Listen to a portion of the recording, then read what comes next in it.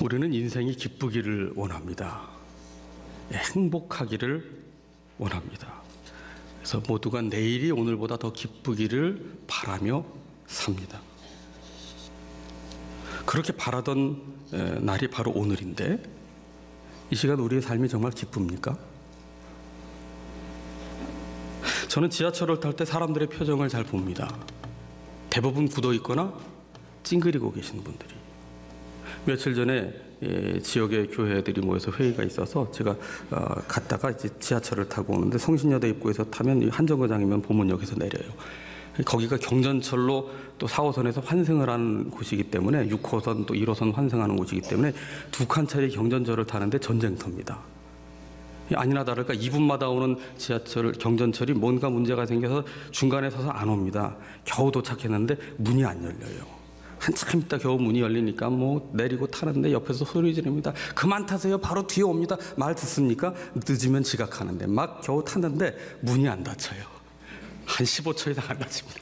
다 이렇게 있다 겨우 닫히니까 다 이러고 있어요. 다 이러고 있는데, 세 대 보내고 그 다음에 제가 탔습니다. 아침 경건에 오려고 8시 반이었는데 말이죠.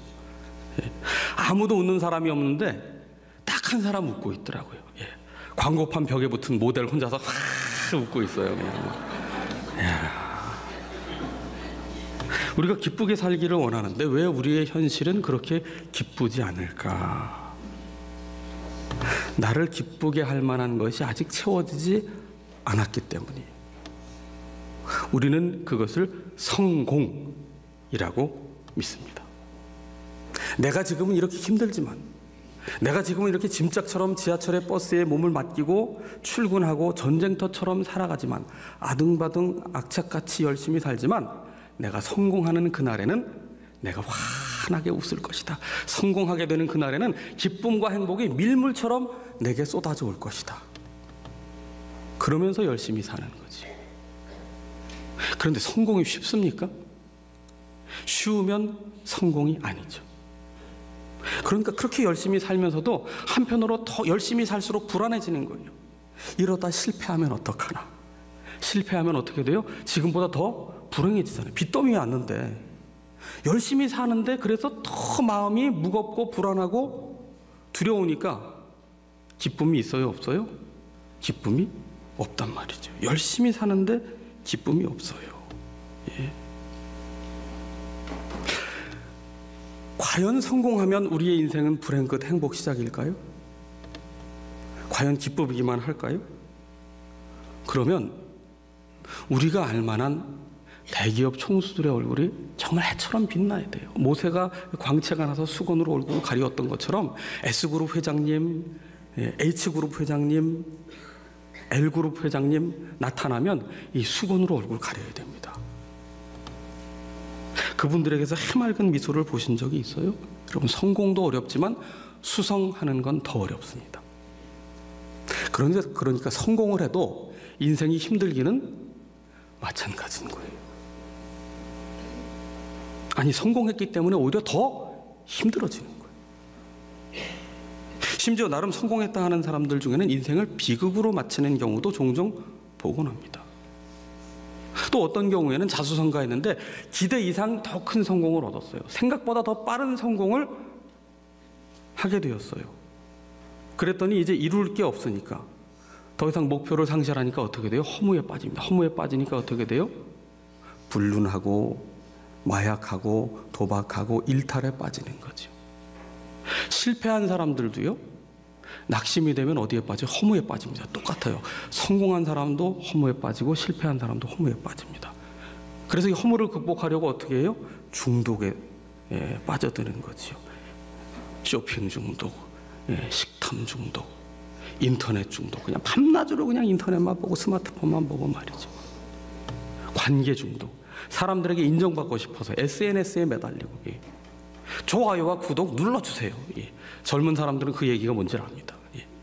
그 관계 중독에 빠져서 사는 거예요. 중독은 우리를 더 깊은 허무에 빠뜨릴 뿐이죠. 그리스도인의 기쁨은 무엇으로부터 올까요? 성공으로부터 올까요? 그럼 실패에서부터 오는 건가요? 그것도 아니잖아요.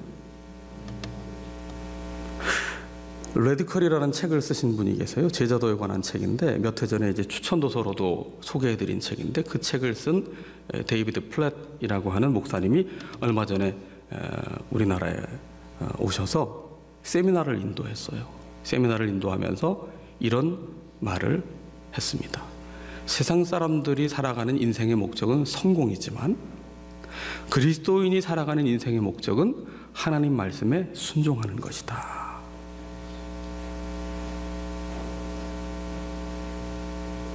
우리에게 진정한 인생의 목적은 무엇이냐면 세상의 성과나 결과, 박수갈채를 받는 그 성공이 최종 목적지가 아니라 하나님의 말씀에 순종하며 살아가는 것, 그것이 우리 인생의 진정한 목적이다.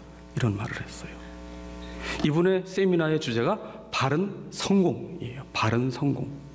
6차례 집회를 했는데 이분이 올해로 나이가 꼭 40입니다. 이런 말을 합니다.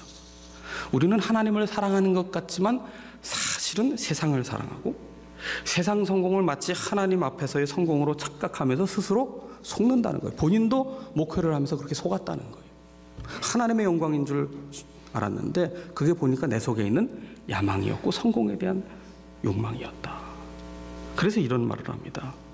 그리스도인에게 성공이란 무엇이냐? 그리스도인에게 성공이란 어떤 남부러운 세상 사람들이 그 뭐 박수와 갈채를 받는 그런 자리에 앉는 것이 아니라 하나님과 동행하는 것이다. 그리스도인에게 성공적인 삶이란 하나님과 날마다 동행하는 것이다. 그러니까 하나님과 동행하려면 우리에게 무엇이 필요해요? 신실함이 필요하다고 말합니다. 신실함. 동행을 하려면요, 주님과 동행하려면 방향이 같아야 되고 보폭이 같아야 되고 속도가 같아야 돼요. 하나님과 동행한다 하면서 하나님이 원하지 않는 길로 가는 것은 동행이 아니잖아요. 하나님과 다른 걸음을 걷거나 하나님과 다른 속도로 간다면 그것은 동행이 아니잖아요. 하나님이 우리에 대하여 신실하신 것처럼 우리 또한 하나님과 신실함으로 늘 같은 방향, 같은 보폭, 같은 속도로 말씀을 따라 동행하기를 훈련할 때 우리의 삶은 그야말로 하나님과 동행하는 성공적인 삶, 후회 없는 성공적인 삶이 된다는 것이지요. 오늘 사도 바울은 빌립보 성도들에게 문안을 합니다. 1절에 보시면 그러므로 나의 사랑하고 사모하는 형제들, 나의 기쁨이요 면류관인 사랑하는 자들아, 이와 같이 주 안에 서라. 옥중서신 중에 하나인 빌립보서. 그러니까 바울은 지금 감옥에 갇힌 상황에서 이 빌립보 성도들에게 문안을 하며 무엇라고 인사를 하느냐? 나의 사랑하고 사모하는 형제들, 나의 기쁨이요 면류관인 사랑하는 자들아.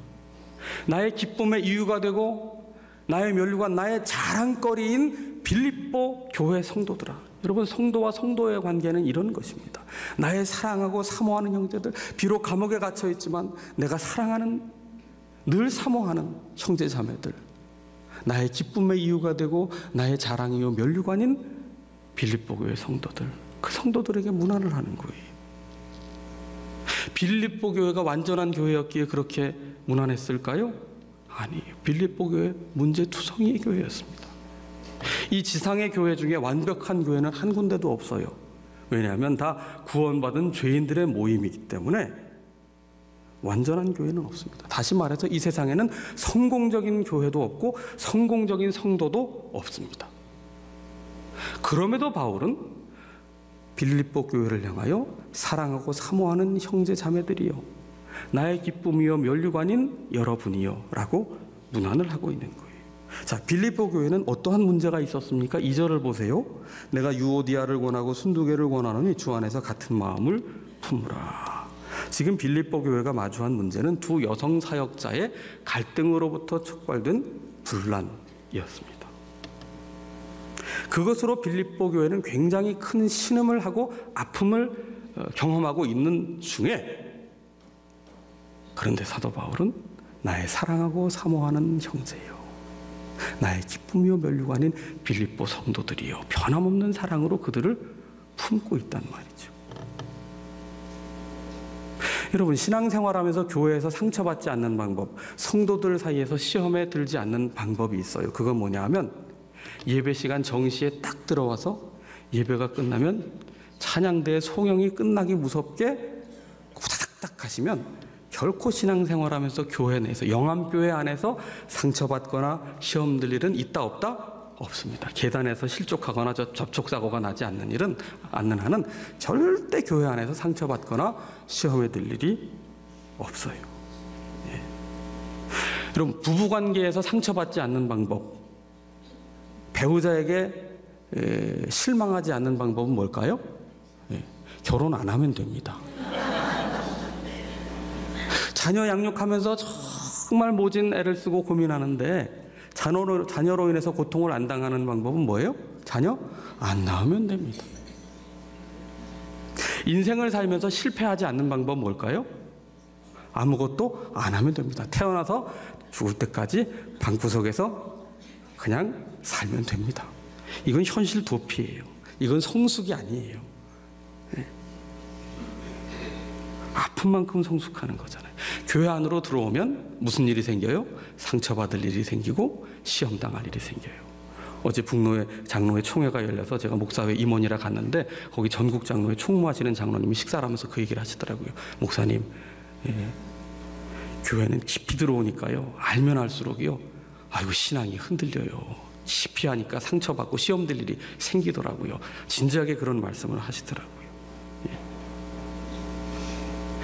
유오디아와 순두개가 나쁜 사람들이었기 때문에 교회에 분란을 일으켰을까요?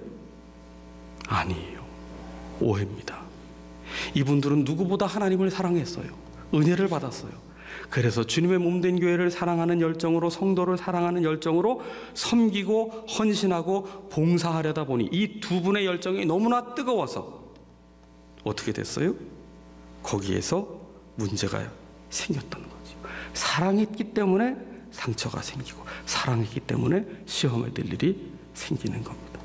예. 늘 제가 말씀드리잖아요. 옆집 아저씨에게 상처를 받으면 이 아주머니와 옆집 아저씨의 관계를 의심해 봐야 된다니까요. 사랑하지 않으면 상처받을 일이 없어요. 예. 여우와 학을 아시죠? 여우가 학을 대접하려고 정성껏 음식을 마련했는데 학에게 어떤 그릇에 담아서 대접을 해요? 접시에. 그랬더니 학이 너무나 감동을 받아서 여우를 초청했는데 산의 진미를 다 어디에다 넣어서 대접을 했어요? 호리병에다가. 예. 사랑하는 마음으로 대접을 했다고요. 근데 문제는 뭐예요?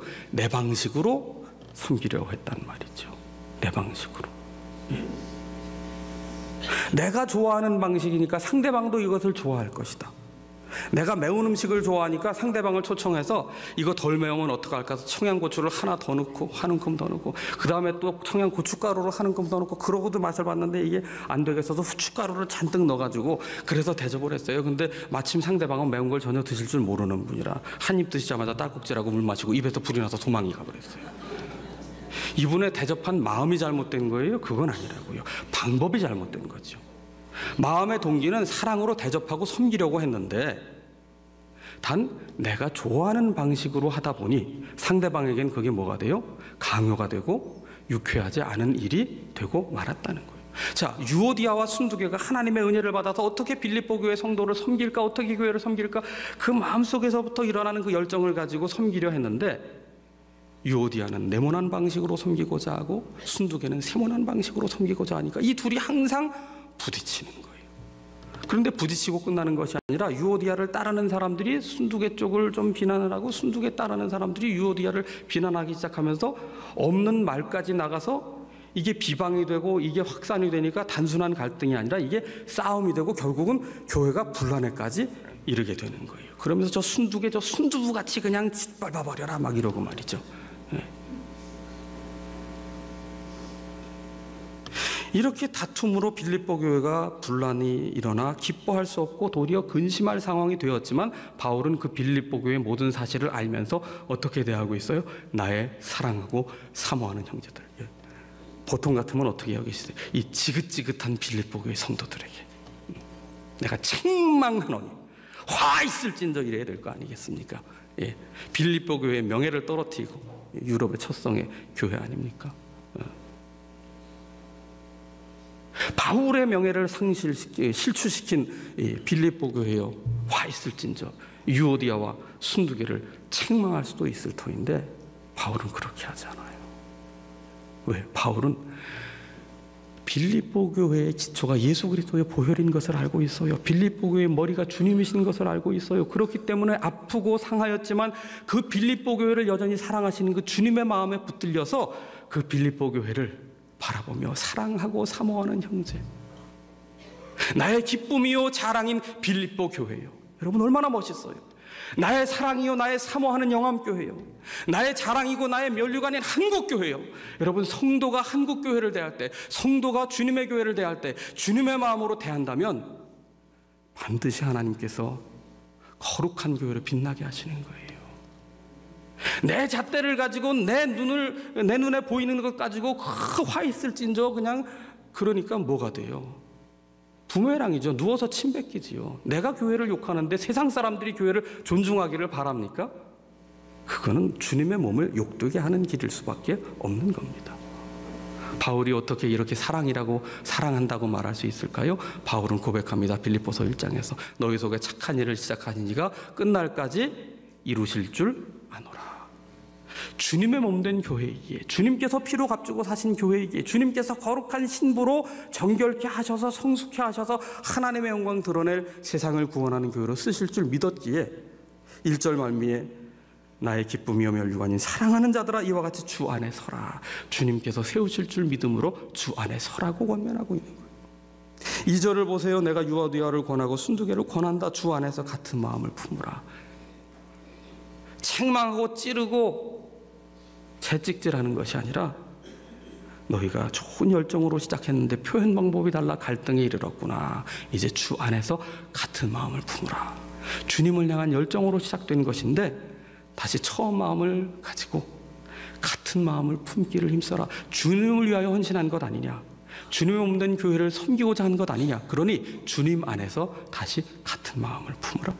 그러면서 3절에 이렇게 말합니다. 나와 멍에를 같이 한 내게 구하노니 복음에 나와 함께 힘쓰던 저 여인들을 도우라. 그들의 이름이 생명책에 있다. 여러분 이걸 기억하세요. 비록 좌충우돌하고 비록 분란을 일으킨 것 같지만 그러나 주님을 사랑하는 그 충정에서 비롯된 모습이라면 그의 이름은 생명책에 기록된 것이니만큼 너희는 그들을 쳐내는 것이 아니라 도우라고 말씀하고 있어요. 멍에를 같이 한 내게 구하노니 저 여인을 도우라. 멍에는요 2마리의 소가 끄는 거예요. 이게 팔레스타인 지방의 농기구 멍에의 특징입니다. 2마리의 소든 2마리의 낙이든 둘이 끌어요. 자, 그러면 둘이 끌다가 하나가 주저앉으면 어떻게 돼요? 혼자 끌면 되나요? 못 끌어요. 너는 여기서 이렇게 실패했으니 나 혼자 끌고 가겠다. 끌립니까? 안 끌려갑니다. 어떻게 해야 돼요? 도우라는 거예요. 기다려주고 위로해주고 격려해주고 다시 회복시켜줘서 일으켜 같이 멍에를 메고 복음을 위하여 함께 가라는 거예요. 그게 성숙한 교회의 모습이라는 겁니다. 성숙한 교회는 문제가 없는 교회가 아닙니다. 성숙은 언제 이르게 되는, 누가 이르게 되는 거예요? 미성숙한 사람이 성숙에 이르게 되는 거지. 뭘 성숙한 사람이 성숙에 이르는 경우 보셨습니까? 미숙한 사람이 성숙에 이르는 거예요. 거룩하지 않은 사람이 거룩에 이르는 거예요. 서로를 도우라, 서로를 받으라, 서로를 위로하라, 서로를 기다려주라, 서로를 격려하라. 그래서 같이 멍에를 메고 주님께서 주신 그 복음 전파의 사명을 감당하도록 하여라. 주 안에서 같은 마음을 품으라 말씀하는 거지요. 그러면서 4절에 말하는 거예요. 주 안에서 항상 기뻐하라. 내가 다시 말하노니 기뻐하라. 바울은 기뻐할 만한 상황에서 기뻐하라고 말씀하는 것이 아니에요. 빌립보 교회가 지금 문제의 핵심이 되었습니다. 분란의 소용돌이에 빠졌습니다. 유오디아와 순두개의 그릇된 열심으로 인해 지금 쪼개지게 생겼습니다. 하나님 영광 가리우게 생겼습니다. 세상으로부터 교회가 책망을 받고 교회의 명예가 땅에 떨어지게 됐습니다. 주님의 이름이 땅에 떨어지게 된 것입니다. 그런데 주님 안에서 서라, 주님 안에서 같은 마음을 품으라 말씀하면서 이제 주 안에서 기뻐하라. 기뻐할 만해서 기뻐하라는 게 아니에요. 주님께서 그리 하실 것이니, 신실하신 주님께서 그러함에도 불구하고 우리를 통해 역사하실 것이니 주 안에서 기뻐하라. 주 안에서 기뻐하라.